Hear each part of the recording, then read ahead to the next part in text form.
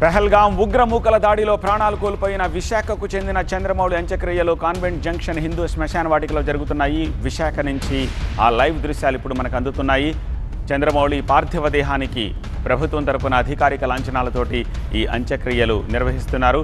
చంద్రమౌళి అంతిమ యాత్రలో విశాఖ జిల్లా ఇన్ఛార్జ్ మంత్రి దోల బాల వీరాంజనేయ స్వామి, హోంమంత్రి వంగలపూడి అనిత, వైద్య ఆరోగ్య శాఖ మంత్రి సత్యకుమార్ యాదవ్, ఎంపీ సీఎం రమేష్, ఎమ్మెల్సీలు, ఎమ్మెల్యేలు, జిల్లా కలెక్టర్, అధికారులు పాల్గొన్నారు.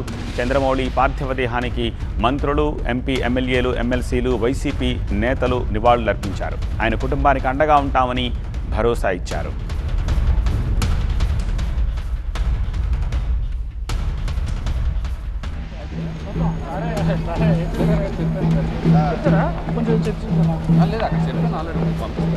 చంద్రమౌళి మృతితో విశాఖలో తీవ్ర విషాదం నెలకొంది. ఆయన లేడనే వార్తను జీర్ణించుకోలేకపోతున్నారు చంద్రమౌళి స్నేహితులు.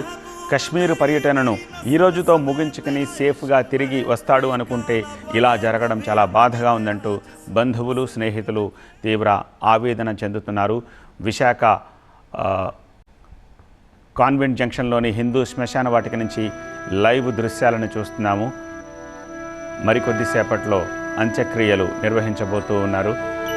పెహల్గాం ఉగ్రమూకల దాడిలో మృతి చెందిన చంద్రమౌళి అంత్యక్రియలకు సంబంధించిన దృశ్యాలు విశాఖ నుంచి లైవ్లో మనం చూస్తున్నాం. పెహల్గాం ఉగ్రమూకల దాడిలో ప్రాణాలు కోల్పోయిన విశాఖకు చెందిన చంద్రమౌళి అంత్యక్రియలు కాన్వెంట్ జంక్షన్ హిందూ శ్మశాన వాటికలో జరుగుతున్నాయి.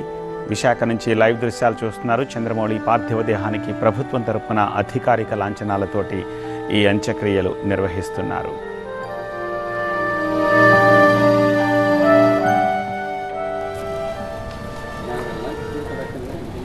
లేదు మామూలు జనరల్ నాకు చెప్పారా.